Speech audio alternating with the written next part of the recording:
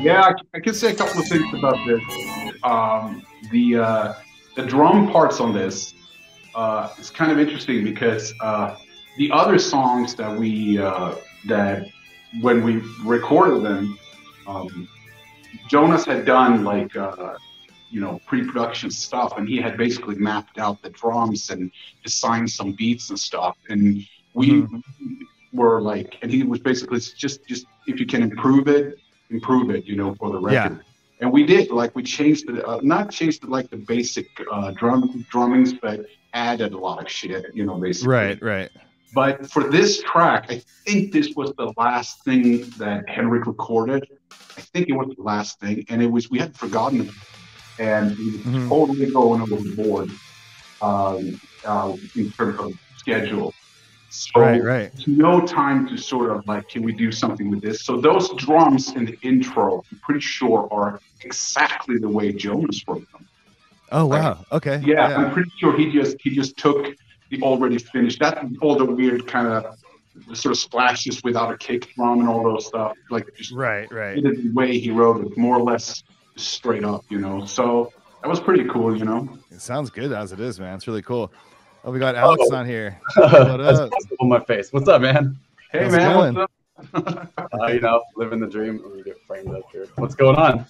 We were just listening to that the intro song. We were talking about that. Nice, dude. So we got Alex Basie here as a guest host here. He is in Odious Mortem and also from his band, Ominous Ruin. We had them on last year, I think it was, and we've been friends ever since. Hell yeah. Yeah. It's been a year already. So Anthony couldn't make it. Joel's just in the chat right now. Joel couldn't make it either, but he says if you can read that. And out of town, love you, Dennis. And yeah, man. So we are having an last minute fun just album review party here. Now we got the professor, we got Alex. We're all here now. What's up? Sick. What's up, Joseph? Yeah, what up, dude? Fuck yeah, guys. We were just listening to the intro track, from Incurso. You were talking about the drums, how Jonas wrote those pretty much exactly as they were recorded. Yeah, like I said, like he wrote like drums for all the tracks. So I think also so that when he was practicing the riffs and stuff, he had something to play along. And I mean, Right. Jones is a very masterful writer in on his own. So he understands a lot of the drums. But when there was some stuff when Henry's going to play it, it was obvious that it wasn't written by a drummer. If you know what I mean. Oh yeah. And I mean, this is pretty common these days that guitar players write the drum tracks and drummers go in and do it. And some drummers are super comfortable doing that. I mean, I know drummers that actually prefer that.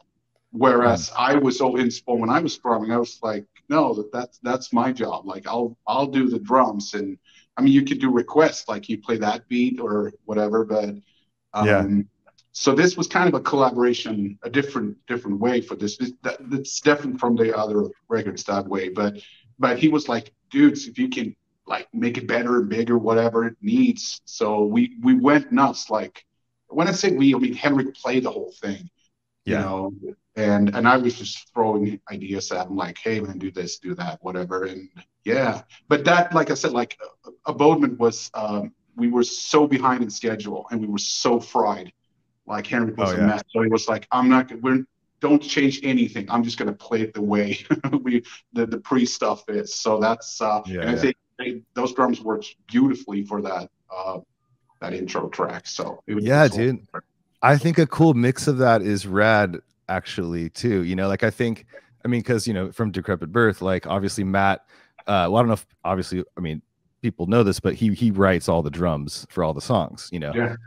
But he would like let me change stuff, and I'm not sure how. I'm actually I know he same with Tim, but like On in Time Begins and stuff, and like I remember learning a lot of those things and just being like, whoa, that part like these weird little things that I was like, I would have never written that or thought of that, but I love it. Like it's it's like trippy, and so it's almost like on that intro, like how the snare goes, and how the snare beat is in that intro song.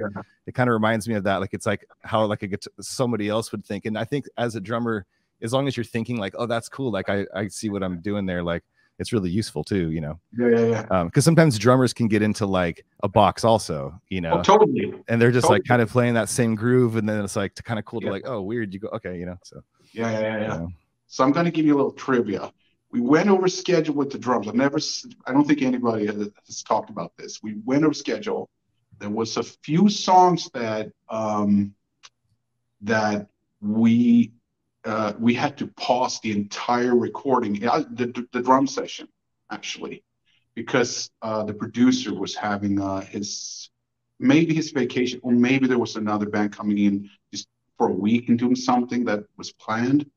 So we took the drum kit and broke it down in big chunks and took pictures of the entire thing with all the mics, all the setups. He took like pictures of his board, made notes. We did this whole thing, and we put everything in storage in the studio, and came back after a week or 2 weeks or something, set it all up again with the mics, the same mics at the same spots, like did the whole thing over again. There was a lot of microphones on that drum kit. I remember it was pretty big, and tried to recreate the sound that we had on the other songs. But when I listen to the record, I can totally hear, because the snare drum, it was just impossible, because obviously it's wood. Interesting. And organic, and you know the heads kind of, you know what I mean, when you dude. So we did our best, like really, like, we sat for almost a day trying to recreate it.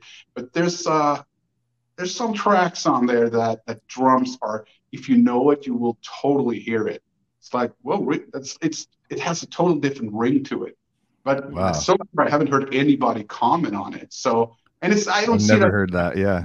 This happens all the time, you know, but it's just kind of a fun thing. So there's a couple of tracks on there with slightly different drum sound, actually. That's cool.